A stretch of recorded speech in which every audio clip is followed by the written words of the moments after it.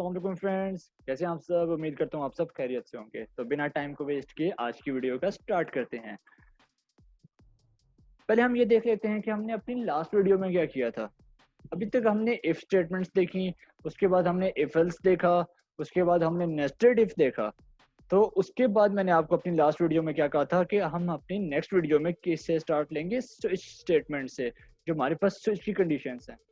अब आपके माइंड में आया होगा कि हमने इफ देखा, इफ एल्स देखा, नेस्टेड इफ देखा, मतलब मिलती जुलती चीजें थी, लेकिन अब ये स्विच ये कहाँ से आ गया। आपके माइंड में ये सवाल जरूर आया होगा कि टोटली डिफरेंट वर्ड है। तो अपने माइंड में अगर आप स्विच का वर्ड लेके आए तो आपके माइंड में क्या मीनिंग आता है स्विच से रिलेटेड। स्विच से रिलेटेड आपके माइंड में मीनिंग आता होगा कि जिसको हम कहते हैं तब्दीली। तब्दीली का वर्ड हम यूज करते हैं कि इधर से उधर स्विच में, मतलब आप एक कंट्री से, फॉर एग्जांपल कहते हैं मैं एक कंट्री से दूसरे कंट्री में स्विच कर रहा हूँ, या मतलब एक जगह से दूसरी जगह पे स्विच कर रहा हूँ। तो वो भी हमारे पास क्या एक कंडीशन ही है ना। ठीक है, तो इसलिए हम स्विच को भी एक कंडीशन स्टेटमेंट के अंदर लेते हैं कि हमारे पास स्विच भी एक क्या है, कंडीशनल स्टेटमेंट है। वो भी बिल्कुल हमारी तरह इफ एल्स की तरह होती है। लेकिन अब बात ये आती है कि इफ एल्स में और स्विच स्टेटमेंट्स के अंदर फर्क क्या होता है, उस फर्क को हम स्टडी करेंगे। अब जो इफ एल्स के अंदर अगर हमें कोई भी कंडीशन देनी पड़ती है, अगर कोई एक वेरिएबल है तो उसके लिए हम मतलब हमें डिफरेंट कंडीशंस देनी पड़ती हैं। ठीक है, लेकिन जो स्विच है उसके अंदर आप एक ही वेरिएबल के थ्रू मल्टीपल कंडीशंस बना सकते हो। अब वो कैसे बना सकते हैं वो हम इसको डिटेल से स्टडी करेंगे। अगेन वही बात, यहाँ पे हम बेसिक से रिलेटेड बात करेंगे, लेकिन जो इसकी थॉरली इसको जो हमने डिस्कस करना है वो हम किसके ऊपर करेंगे, अपने डेव के ऊपर, अपने कंपाइलर के ऊपर। तो बस ये मेरे पास लास्ट वीडियो होगी जो स्लाइड से रिलेटेड है, तो क्योंकि हमारे पास कंडीशनल स्टेटमेंट्स का टॉपिक यहाँ पे हो जाएगा एंड। उसके बाद हम किसकी तरफ मूव करेंगे, अपने डेव की तरफ। ठीक है, डेव की तरफ मूव करेंगे और उसके बाद जितनी भी एग्जांपल्स हैं, सबसे पहले हम ऑब्वियस सी बात है जो इफ है हम उससे स्टार्ट करेंगे। इफ को कंप्लीट करने के बाद हम किसकी तरफ आएंगे, अपने स्विच की तरफ। ठीक है, लेकिन पहले हम इफ को लेके चलेंगे। तो चलिए आइए आज की वीडियो का स्टार्ट करते हैं। तो आज की जो हमारी वीडियो है वो है पार्ट 4, स्विच स्टेटमेंट्स। तो स्विच स्टेटमेंट्स क्या होती हैं। The switch statement is convenient for handling multiple branches based on the value of one decision variable. जैसे कि मैंने अपनी वीडियो के स्टार्ट में कहा कि आप एक डिसीजन वेरिएबल के थ्रू मल्टीपल जो हमारे पास ब्रांचेस हैं उनको क्या कर सकते हो, हैंडल कर सकते हो। और this is the convenient way. The program looks at the value of the decision variable. The program jumps directly to the matching case label. The statements following the case label are executed. अब जिस तरह if के अंदर if आता है, फिर else आता है और ये सारा कुछ, इसी तरह switch के अंदर cases आते हैं। इसके अंदर हम केस को स्टडी करते हैं कि हमारे पास केसेस होते हैं स्विच के अंदर। जिस तरह हमारे पास इफ के अंदर कंडीशंस होती हैं, इसी तरह हमारे पास स्विच के अंदर क्या होते हैं, केसेस होते हैं। कि अगर हमारे पास केस 1 चले तो हमारे पास पहली कंडीशन चलेगी, केस 2 चले तो दूसरी कंडीशन चलेगी। और ये सिर्फ हमारे पास ये नहीं कि केस हमारे पास इंटीजर्स के अंदर सिर्फ जरूरी नहीं इंटीजर्स के अंदर हो, हम कैरेक्टर के अंदर भी अपनी स्विच को ले सकते हैं। कैसे लेंगे वो हम एग्जाम्पल्स के थ्रू इसको मजीद स्टडी करेंगे। Special features of the switch statement. The break command at the end of a block of statements will make the program jump to the end of the switch. The program executes the statements of the default label if no other cases match the decision variable. अब इस बात का क्या मतलब है कि हमारे पास जितने भी केसेस आएंगे स्विच के अंदर, उसके एंड पे, केस के एंड पे हमारे पास क्या एक कीवर्ड यूज होगा, ब्रेक का। जिसका क्या मतलब होगा कि वो केस, वो हमारे पास जो होगी कंडीशन, वो वहां पे क्या हो जाएगी, एंड हो जाएगी। ठीक है, उसके बाद सेकंड पॉइंट में वो हमें क्या कह रहा है, डिफॉल्ट। जिस तरह इफ के अंदर हमारे पास एल्स होता है, इसी तरह स्विच के अंदर हमारे पास डिफॉल्ट होता है कि अगर हमारे पास कोई भी कंडीशन, कोई भी केस ना चले तो हम किसकी तरफ मूव करें, डिफॉल्ट। डिफॉल्ट के अंदर हम लिख सकते हैं इनवैलिड चॉइस या कुछ भी, मतलब हम प्रोग्राम के हिसाब से अपने डिफॉल्ट को सेट कर सकते हैं। तो ये हमारे पास क्या थे, special features of the switch statement. अब आते हैं स्विच स्टेटमेंट्स के ऊपर, थोड़ा सा और डिस्कस करते हैं उसके सिंटैक्स के बारे में। स्विच डिसीजन वेरिएबल, कि यहाँ पे हमारा डिसीजन वेरिएबल आएगा, जो भी वेरिएबल है हमारे पास। फॉर एग्जाम्पल कोई इंटीजर है मेरे पास, जैसे ए है, ठीक है, यहाँ पे वो डिसीजन वेरिएबल मेरे पास आ जाएगा और इस वेरिएबल की जो वैल्यू होगी वो हम ऊपर यूजर से ले लेंगे या हम खुद मेंशन कर लेंगे, वो इतनी बड़ी बात नहीं है। ठीक है, उसके बाद वो क्या कह रहा है, केस वैल्यू 1 केस वैल्यू 2। इस बात का क्या मतलब है कि जो वैल्यू 1 है हमारे पास, ये हमारे पास वेरिएबल है बेसिकली। ठीक है, जो डिसीजन वैल्यू, जो वेरिएबल जो आएगा मेरे पास, वो जो मैं एंटर करूंगा। फॉर एग्जांपल मेरे पास वेरिएबल था ए, और ए की मैंने वैल्यू क्या एंटर की 1, तो वो मेरे पास केस 1 कंसीडर होगा। अगर 2 एंटर करूंगा तो वो मेरे पास केस 2 को चलाएगा। ठीक है, तो यहाँ से आपको क्लियर हो रहा होगा कि मैं क्या कहना चाह रहा हूँ। और इसको मजीद हम किसके अंदर देखेंगे, अपने डेव के अंदर। Case value 1 statements to execute if variable equals value 1। यहाँ पे क्या हो जाएगी, मेरी जो पहला केस है, जो पहली स्टेटमेंट है, वो क्या हो जाएगी, एग्जीक्यूट और ब्रेक। लेकिन अगर मैं जो अपना वेरिएबल है उसकी वैल्यू क्या एंटर करता हूँ 2, statements to execute if variable equals value 2, अगर वैल्यू 2 के इक्वल आ जाए मेरे पास, तो क्या हो जाएगा, ब्रेक। तो इसी तरह मेरे पास अगर जितनी मतलब केसेस मैं चलाता जाऊंगा, वो मेरे पास क्या होते जाएंगे, एग्जीक्यूट होते जाएंगे। एट द एंड में क्या कर दूंगा, डिफॉल्ट, कि अगर कोई भी केस मेरे पास ठीक नहीं है तो वो डिफॉल्ट हो जाए। डिफॉल्ट के अंदर हम कुछ भी लिख सकते हैं कि इनवैलिड केस या इनवैलिड चॉइस, हम कुछ भी लिख सकते हैं। Statement to execute if variable not equal to any value, वो किसी वैल्यू के इक्वल नहीं है, तो यहाँ पे क्या आ जाएगा मेरे पास, डिफॉल्ट। जैसे इसके अंदर एल्स आता है तो इसके अंदर डिफॉल्ट आता है।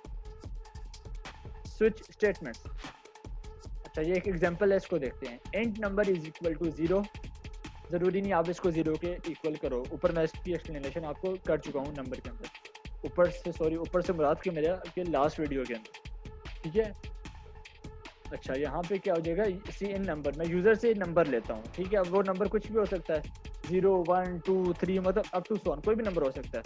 स्विच, यहाँ पे वो आ जाएगा नंबर जो मैं यूज़र से लूँगा, और वो 1 हो सकता है, 2 हो सकता है, 3 4 5 6 7, कोई भी नंबर हो सकता है। अगर मैं फॉर एग्जाम्पल 0 भी हो सकता है। केस 0, अगर मैं 0 एंटर करता हूँ तो दिस इज नथिंग, ब्रेक हो जाएगा। अगर केस 7, अगर मैंने नंबर 7 एंटर किया तो वो क्या लिखा आ जाएगा, माई फेवरेट नंबर। ठीक है, यहाँ से आपको समझ आ गई होगी कि मैं क्या कहना चाह रहा हूँ। और ये सिर्फ इंटीजर्स के अंदर स्विच नहीं होता, हमारे पास कैरेक्टर के अंदर भी हो सकता है स्विच स्टेटमेंट्स। केस 21, अब 21 मतलब नंबर आपको मैंने कहा है ना, कोई भी एंटर कर लो, 21 एंटर कर लो, let's go for a drink. Case 42, the answer to the ultimate question, break हो जाएगा यहाँ पे। अगेन डिफॉल्ट हमारे पास the number, this number is boring. तो ये हमारे पास कुछ केसेस है, यहाँ पे डिफॉल्ट आ जाएगा हमारे पास एट द एंड, जहाँ पे मैं कह दूंगा दिस नंबर इज बोरिंग, या इनवैलिड चॉइस, या कुछ भी आप लिख सकते हैं यहाँ पे। तो इस तरह हमारे पास केसेस चलते हैं। Switch statements, the main advantage of switch statement over a sequence of if else statements is that it is much faster। तो हमारे पास ये एडवांटेज है स्विच का इफ एल्स के ऊपर कि ये उससे ज़्यादा फास्ट है इफ एल्स की निस्बत। लेकिन कुछ कंडीशंस ऐसी होती हैं जहाँ पे इफ एल्स ज़्यादा बेहतर रहता है, और कुछ कंडीशंस ऐसी होती हैं जहाँ पे स्विच बेहतर रहता है। तो ये डिफरेंट कंडीशंस हैं कि जहाँ पे इन चीज़ों की हमें ज़रूरत पड़ती है, और हम ऐसी एग्जांपल्स देखेंगे, एग्जांपल्स के थ्रू इसको समझने की कोशिश करेंगे कि कहाँ पे हमें इफ एल्स यूज़ करना चाहिए, कहाँ पे स्विच यूज़ करना चाहिए। वहाँ से आपको डिफरेंस इसका ज़्यादा बेहतर क्लियर होगा। Jumping to blocks of code is based on a lookup table instead of a sequence of variable comparison। ये बात हम डिस्कस कर चुके हैं। उसके बाद आता है the main disadvantage off switch statements is that the decision variable must be N integer और अ कैरेक्टर। कि हाँ, ये हमारे पास एक डिसएडवांटेज है स्विच का, कि हमारे पास स्विच के अंदर या तो हम जो केसेस हैं वो या तो इंटीजर के अंदर हम ले सकते हैं, या तो हम कैरेक्टर के अंदर ले सकते हैं। We cannot use a switch with a float or string decision variable or with complex logical expression। हम स्विच के अंदर ना फ्लोट ले सकते हैं, ना स्ट्रिंग ले सकते हैं, ना कोई और लॉजिकल एक्सप्रेशन ले सकते हैं। हम उसको या तो इंटीजर के थ्रू रिकॉग्नाइज कर सकते हैं या कैरेक्टर के थ्रू। कैरेक्टर आपको अच्छे से पता है कि इन्वर्टेड कॉमा के अंदर कोई भी एक जो कैरेक्टर आता है, for example A B C whatever, जरूरी नहीं ए बी सी, कोई भी सिंबल हो सकता है, प्लस माइनस। प्लस माइनस अब कैसे यूज होता होगा आपके माइंड में ये सवाल जरूर आया होगा, और आना भी चाहिए। ठीक है, इसके थ्रू हम क्या बनाएंगे, अपना एक कैलकुलेटर। ठीक है, वो आपको मैं डेव के ऊपर बताऊंगा कि वो कैलकुलेटर कैसे बनाना है। Menu example, how can we create a user interface for banking. ये बहुत मजे की एग्जांपल है, लेकिन ये तो एक शॉर्ट सी एग्जांपल यहाँ पे एक्सप्लेन की हुई है, लेकिन इसका एक प्रोजेक्ट भी होगा, उसको भी हम डिस्कस करेंगे बाद में। Assume user selects commands from a menu. We need to see read and process user commands। कि यूजर कोई भी कमांड एंटर करता है मेन्यू के थ्रू, मेन्यू के अंदर अब क्या आ सकता है बैंकिंग सिस्टम में, उसका नाम आ सकता है, उसकी यूजर आईडी आ सकती है, उसका पासवर्ड आ सकता है, मतलब कुछ भी आ सकता है, मतलब काफ़ी पॉसिबिलिटीज़ हैं। तो हमने वो रीड करना है और चेक करना है। We can use a switch statements to handle menu, हम स्विच के थ्रू जो मेन्यू होगा हमारे पास उसको क्या कर सकते हैं, हैंडल कर सकते हैं। Ask user for numerical code for user command, jump to the code to process that banking operation, repeat until the user quits the application. तो ये सारा उसने प्रोसेस बताया और ये कब तक चलता रहे, जब तक यूजर उसको क्या करे, क्विट ना करे। Menu example, simulate bank deposits and withdrawals. Deposits और विड्रॉल का मतलब आपको अच्छे से पता होगा। बैंक डिपॉजिट मतलब पैसों को जमा करवाना, और विड्रॉल का मतलब क्या होता है, मनी को, जो पैसे आपके हैं उसको निकालना। Include IO stream using link space STD, header files include कर ली हमने। उसके बाद हम क्या करेंगे, अपने मेन के अंदर काम। Again for the first version of program we just write comments in the main program to explain our approach. जो हमारी अप्रोच है उसको एक्सप्लेन करने के लिए हमने क्या किया, यहाँ पे कमेंट्स के अंदर थोड़ा सा ओवरव्यू दे दिया है कि लोकल वेरिएबल डिक्लेयर करेंगे पहले हम, फिर प्रिंट कमांड प्रॉम्प्ट होगा, फिर रीड यूजर इनपुट, यूजर से इनपुट ली जाएगी, उसके बाद हैंडल बैंकिंग कमांड को हम हैंडल करेंगे। Menu example, local variable declarations, एक कमांड का हमने वेरिएबल ले लिया, ठीक है, उसके बाद वो कमांड जो नंबर होगा वो हम कैसे लेंगे, यूजर से लेंगे वो। For the next version of program we add the code to read the user command, user command मतलब यूजर से हम वो नंबर ले लेंगे। Menu example, handle banking command, switch command, अब वो नंबर जो है वो हम क्या ले रहे हैं, यूजर से ले रहे हैं। तो 0 पे क्या है, 0 पे क्या हो जाएगा, कोड को हम क्या करें, क्विट कर रहे हैं। 1 पे हम कह रहे हैं डिपॉजिट कोड, 2 पे विदड्रॉ कोड, 3 पे हम कह रहे हैं print balance code. Then we add the skeleton of the switch statement to handle the user command. देखिए कितना इजीली हमारे पास ये मेन्यू बन गया, कितना सिंपल सा मेन्यू है कि हम जस्ट केस के थ्रू उसकी सारी डिटेल्स, उसका एक प्रॉपर एक मेन्यू बना रहे हैं, और 0 पे सीधा सीधा क्विट हो जाएगा। Menu example, simulate bank deposits and withdrawals. अब ये थोड़ा कोड को एक्सप्लेन करके लिखा हुआ है proper. And money is equal to, पहले हमने कमांड को किया 0, फिर मनी को किया 0, फिर बैलेंस को किया 0। ये जो हमारे पास कमांड नंबर है, अगर हम 0 एंटर करें क्विट हो जाए, और ये सारी जो यहाँ पे 1 2 वगैरह जो भी हम नंबर एंटर करें वो उसके हिसाब से हमें बता दे। तो हमने देख लिया कि हम इसके थ्रू क्या कर लेंगे, अपने मेन्यू को चेक कर लेंगे। 0 पे क्विट हो रहा है, 1 के ऊपर डिपॉजिट मनी हो रही है, 2 पे विड्रॉ मनी हो रही है, और 3 पे हमारे पास जो बैलेंस होगा वो प्रिंट हो जाएगा। In the final version add bank account variables and add code to perform banking operations. तो ये इस तरह मेरे पास एक मेन्यू एग्जांपल मेरे पास बन जाएगा, ठीक है। उसके अलावा इसके अंदर हमने सी आउट भी करा लिया, सी यू लेटर, मतलब क्विट जब कोड हो रहा है तो वहाँ पे वो कह दे सी यू लेटर, या हम अपनी मर्जी से जो हमारा दिल करता है हम यहाँ पे लिख सकते हैं। 1 पे डिपॉजिट कोड मतलब एंटर डिपॉजिट अमाउंट, यहाँ पे हम अपनी जो मनी जो बैंक के अंदर डालना चाह रहे हैं वो हम क्या करेंगे, यूजर से ले लेंगे कि हम इतने पैसे बैंक के अंदर क्या करना चाह रहे हैं, डिपॉजिट करना चाह रहे हैं। तो वो जो बैलेंस है, balance is equal to balance plus money. इसका क्या मतलब है, बैलेंस हमने 0 के इक्वल लिया था कि हमारे पास जो बैलेंस है बैंक के अंदर वो क्या होता जाए, हमारे पास ऐड होता जाए, कि हमें पता चले कि हमारे पास बैंक के अंदर कितने अमाउंट जमा हो रही है। तो इस तरह हमारे पास ये एक बैंकिंग सिस्टम का एक मेन्यू सा बन जाएगा, ठीक है। इसको हम डेव के ऊपर मजीद स्टडी करेंगे, ये बहुत मजे की एग्जांपल है। यहाँ पे इसी तरह एंटर विदड्रॉ मनी, ठीक है, जब विदड्रॉ हम करेंगे तो यहाँ पे बैलेंस माइनस हो रहा है, क्योंकि जाहिर सी बात है जब हम बैंक से पैसे निकालेंगे तो वो बैलेंस माइनस होगा ना, ठीक है, ताकि हमारे पास ये पता चल जाए कि अगर मैंने बैंक से पैसे निकाले हैं तो पीछे मेरे पास कितने बच गए हैं। तो ये बैलेंस उस चीज़ के लिए है। उसके बाद क्या है, 3 केस के print balance code, current balance is equal to कि जो हमारे पास बैलेंस बच जाए वो हमें डिस्प्ले कर दे कि मैंने इतने पैसे बैंक में डाले, इतने विदड्रॉ करवाए, और अब पीछे मेरे पास कितना बैलेंस बच चुका है बैंक के अंदर। Default handle other values oops try again, मतलब डिफॉल्ट के अंदर हम कोई और केस एंटर करते हैं जो हमने यहाँ पे मेंशन नहीं किया हुआ, तो वो हमारे पास क्या होगा, गलत होगा, इनवैलिड होगा। तो इसलिए वो कह रहा है ओप्स ट्राई अगेन। यहाँ पे आप इनवैलिड भी लिख सकते हो, या जो आपको बेहतर लगता है आप लिख सकते हो। इसको हम मजीद किसके अंदर स्टडी करेंगे, डेव के अंदर, क्योंकि ये बहुत इंपॉर्टेंट कंसेप्ट है, बहुत ज़्यादा यूजफुल है और इसके बहुत ज़्यादा यूजेज हैं जो आप और भी कई प्रोग्राम्स के अंदर देखेंगे। प्रिंट फाइनल बैलेंस, ये out final balance is equal to balance. Final balance जो हमारे पास होगा ये हम स्विच के बाहर प्रिंट करवा लेंगे, क्योंकि हमारे पास फाइनल बैलेंस है जो हमारे पास बैंक के अंदर शो हो रहा है कि हमारे पास बैंक के मतलब जो हमारे पास अकाउंट है उस अकाउंट के अंदर हमारे पास जो फाइनल बैलेंस है वो ये है। Menu example. How should we test this program? Test the code by entering all valid menu commands.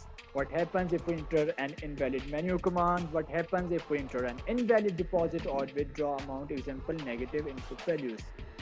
तो वो कह रहा है कि आप इस प्रोग्राम को टेस्ट कर सकते हो कैसे, अपने वैल्यू जो हमारे पास यूज़र के थ्रू हम केस एंटर करवाना चाह रहे हैं कि हमारे पास जो भी केस है वो आप एंटर करके टेस्ट करो। उसके बाद इनवैलिड मेन्यू कमांड मतलब कोई इनवैलिड वैल्यू एंटर करो जो केस के अंदर है ही नहीं, उसके अलावा कुछ और वैल्यूज टेस्ट करो आप, मतलब नेगेटिव वैल्यूज टेस्ट कर लो तो वो हमारे पास डिफॉल्ट की तरफ मूव करेगा। What is wrong with this program? We might end up with a negative account balance. There is only one bank account and zero security. तो ये हमारे पास कुछ इस प्रोग्राम के अंदर डिफॉल्ट है कि हमारे पास नेगेटिव में भी बैलेंस रह सकता है। पॉसिबल है ऐसा कि हमारे पास एक ही बैंक अकाउंट है और कोई सिक्योरिटी नहीं हमने मेंशन की हुई, ठीक है, ये हमारे पास ड्रॉबैक है। तो इन ड्रॉबैक को हम किसके अंदर ठीक करेंगे, अपने डेव के अंदर, ठीक है। क्योंकि ये जो प्रोग्राम यहाँ ऊपर मैंने मेंशन किया हुआ है, बेसिकली ये प्रोग्राम सिर्फ आपको कंसेप्ट एक्सप्लेन करना था कि स्विच क्या होता है। बाकी इसका डिटेल जो होगी हमारे पास वो डिटेल हम किसके अंदर स्टडी करेंगे, अपने डेव कंपाइलर के अंदर, C++ के अंदर।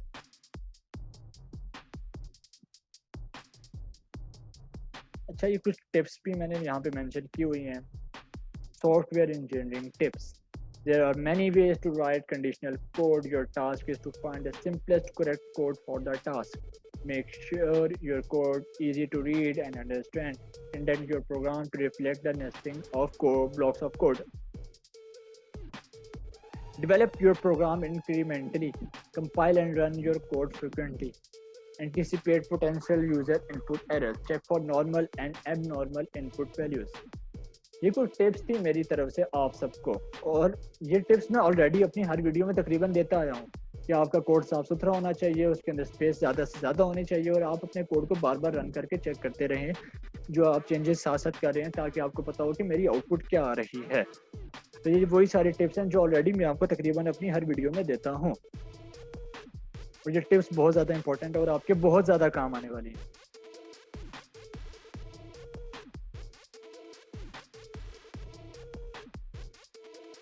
अच्छा, उसके बाद और चीज़ें भी हैं जो हमारे पास सॉफ्टवेयर इंजीनियरिंग टिप्स के अंदर आती हैं।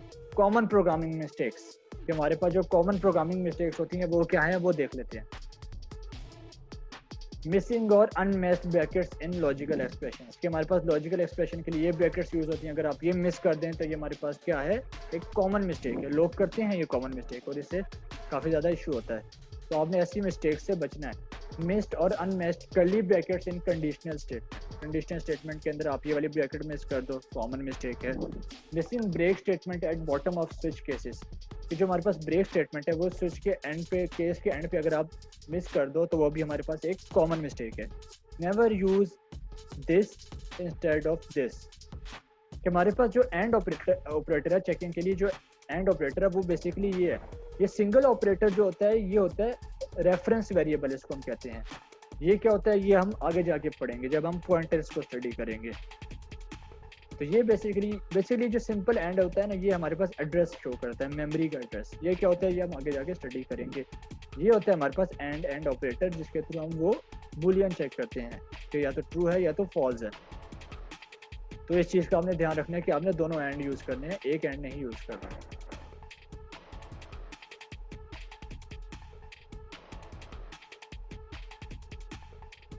इसी तरह never use this instead of this in logical expression, इसकी बात कर रहा हूँ मैं, कि जिस तरह एंड ऑपरेटर है इसी तरह और ऑपरेटर भी है, ठीक है। इसको भी आपने मतलब इसको एज इट इज़, ये जो है इसको एज इट इज़ ही यूज करना है, ठीक है। तो ये भी एक कॉमन मिस्टेक है जो सारे करते हैं।